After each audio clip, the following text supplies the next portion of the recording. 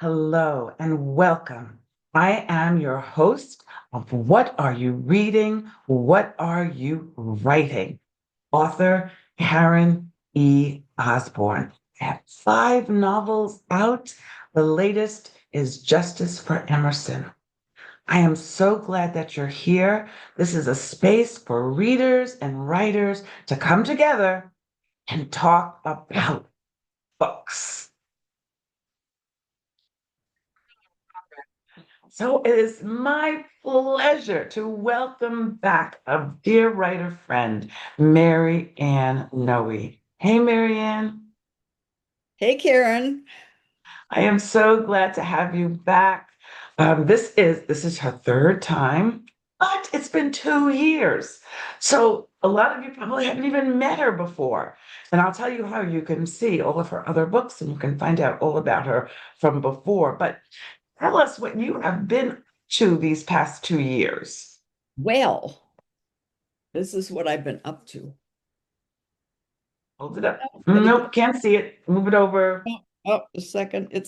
I have been up to writing, and I have a third uh, book coming out of the Lynn and Alfred series, which I just love because that this is a dear to my heart. I work at 10 Chimneys, and it's just a delight to work with a historic house that belonged to Alfred Lunt and Lynn Fontanne. So this is the third book of the series uh, with the Lunts. And so it's a fictionalized account, but these are real people.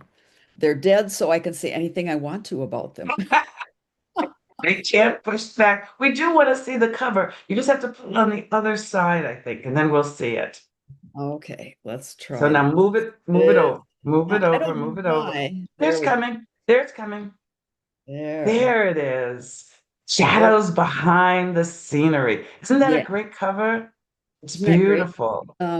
It's a Lynn and Alfred tale, and you can see the map shows the English Channel with England on the top and France on the bottom. So what this is Lynn and Alfred in real life in 1943 went to London, got special permission during the war to bring a play or two to help, mitigate the terrible conditions in London. And that was real. They were there till the end of the war, but I took them to 1944, just before D-Day, and I had the OES, which was a precursor to MI5 and 6, Mm. come in and ask them if they would do some espionage work for the Allies. So they were visiting a lord that was suspected of being a Nazi collaborator, and they were supposed to find out if he really was. So the research was, I love doing research.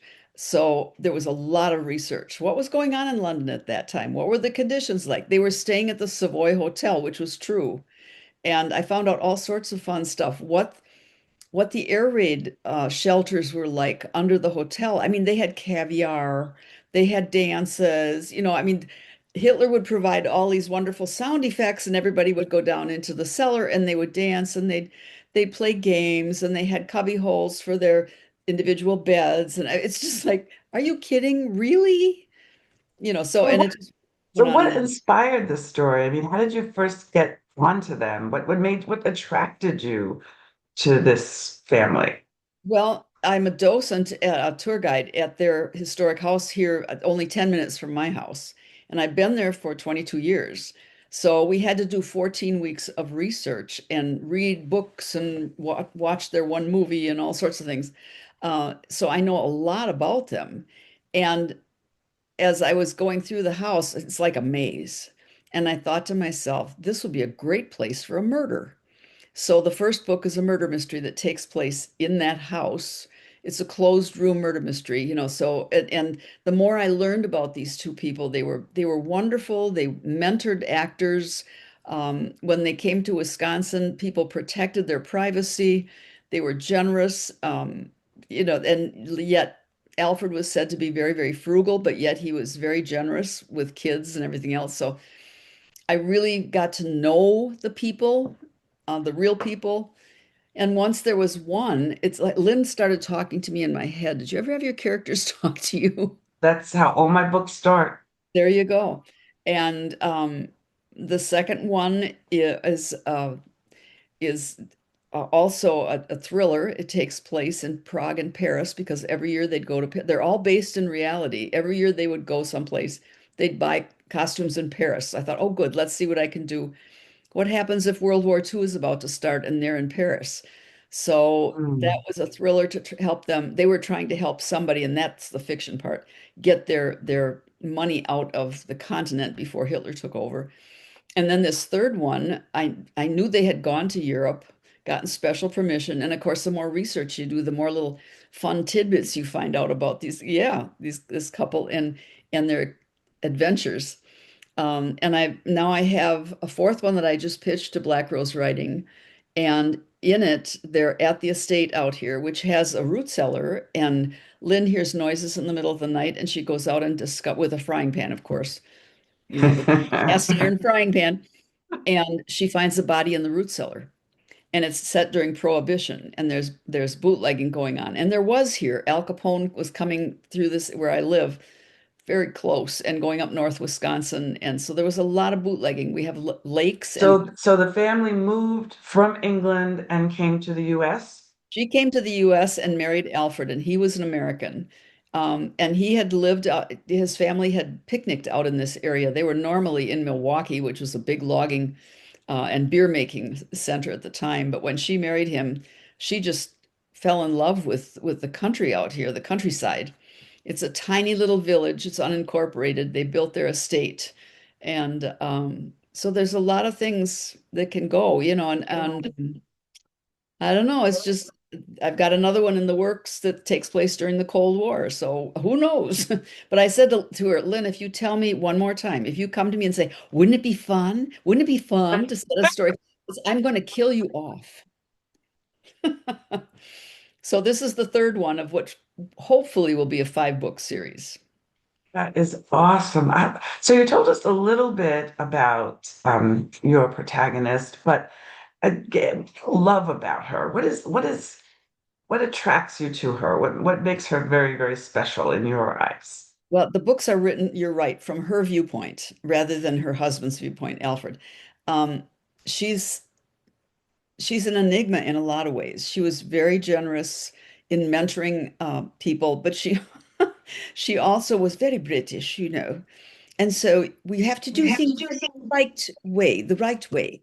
If I invite you into it, she was very, very old at one point, and someone stopped in an official to do some business with her, and the official knocked on the door, and the maid came to the door, and when Lynn came to the door, she said, "Don't bother my maid anymore." She said, I know when you're coming, just walk in. Well, this was a bank person, and she said, "I'm sorry, we don't do that." But that's Lynn. So she was, she loved Earl Grey tea. She didn't drink coffee.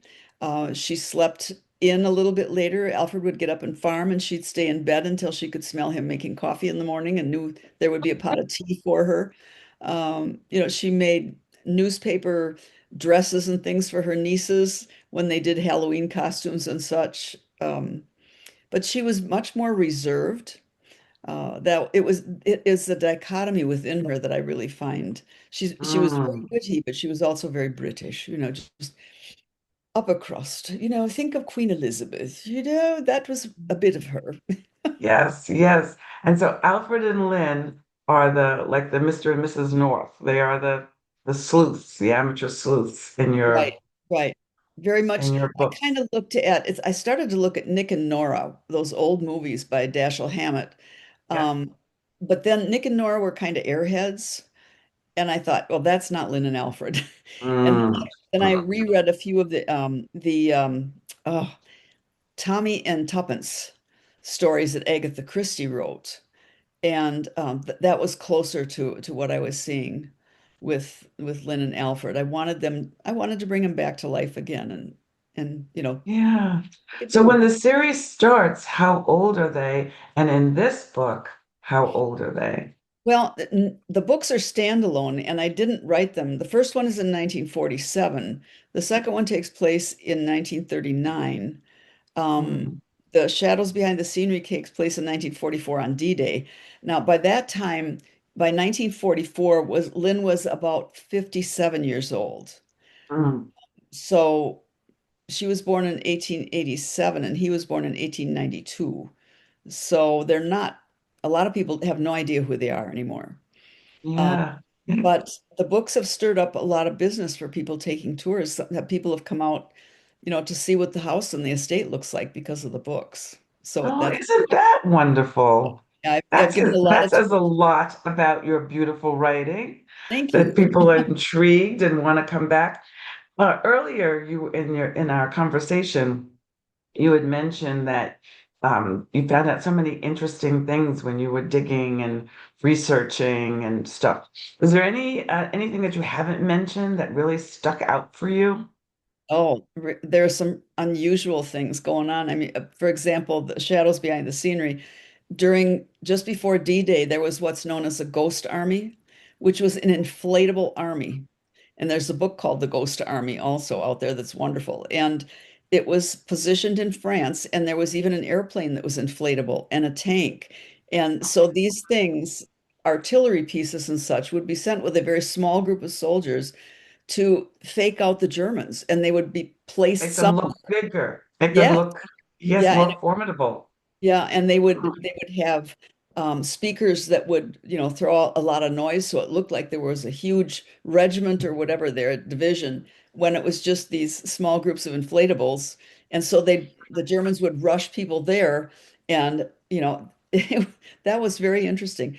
That really is. Yeah, with the Luntz, when they stayed in the Savoy Hotel, there was something had happened in the 1800s where there were thirteen people at a dinner, and you don't do that. That's bad luck. And Oh, and supposedly, if you have 13 people at dinner, the first person to walk away from the table and leave will die.